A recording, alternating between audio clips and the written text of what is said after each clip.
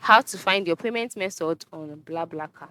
Hi guys, welcome to today's tutorial. In this tutorial, I will show you how you can find your payment methods on BlaBlaCar.com. So what do you do first? The first step is to log in into your BlaBlaCar account.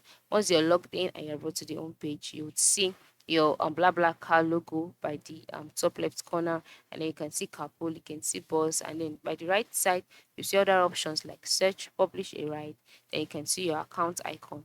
Once you see your account icon, just go ahead and click on it. Once you click on it, a box would be displayed.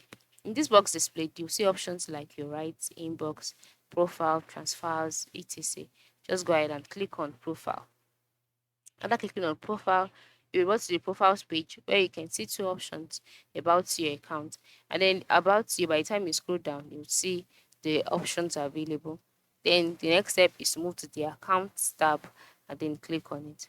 Once you click on the account tab, you can see the different options, ratings you've left, notifications, emails, password, postal address, transfer method, transfers, then payment method. So just click on it, and then the payment method you saved while booking a ride will appear here, and then here you see all of your payment method.